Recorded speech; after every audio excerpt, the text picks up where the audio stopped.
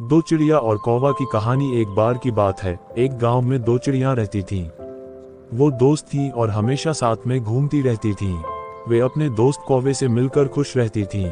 एक दिन चिड़ियों को एक सुनहरा फल मिला जिसे वे बांटना चाहती थीं, लेकिन उन्हें कैसे बांटना चाहिए ये समस्या थी। वे कौवे से सलाह लेने गईं और कहा, हमें इस सुनहरे फल को बांटना है, लेकिन हमें समझ में नहीं आ रहा कि कैसे करें। कौवा ने उन्हें सलाह दी, तुम एक एक टुकड़ा करके बांट सकती हो, मैं इसमें मदद कर सकता हूँ। चिड़ियां खुश हो गईं और फल को दो टुकड़ों में काटा।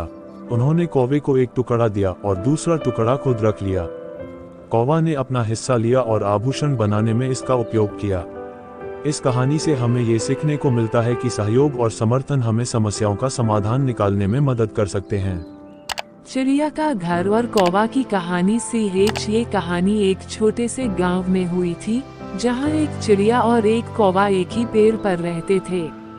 चिड़िया का घर एक छोटे से पेड़ की चोटी में था, जबकि कौवा का घर एक बड़ा बना हुआ घर था जो उसने खुद बनाया था।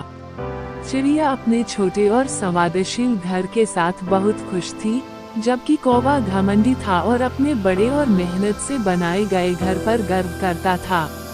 एक दिन आसमान में काले बादल आए और तेज हवाओं के साथ बड़ी बारिश शुरू हो गई। चिड़िया का छोटा घर तेज हवाओं और बारिश के साथ गिर गया, लेकिन कौवा का बड़ा घर मजबूती से खड़ा रहा। चिड़िया अब बिना छत के बारिश में भीग गई और दुखी हो गई। कौवा ने चिड़िया को देखा और उसे अपने घर में आने के लिए कहा, आओ चिड़िया, तुम मेरे घर में आ जाओ। चिड़िया ने उसकी बड़ी इच्छा का सम्मान किया और कौवा के घर में गई। इस कहानी से हमें ये सीखने को मिलता है कि गर्व और अहंकार कभी भी असामयिक हो सकते हैं और दूसरों की मदद करने का महत्व हमें सदैव याद रखना चाहिए।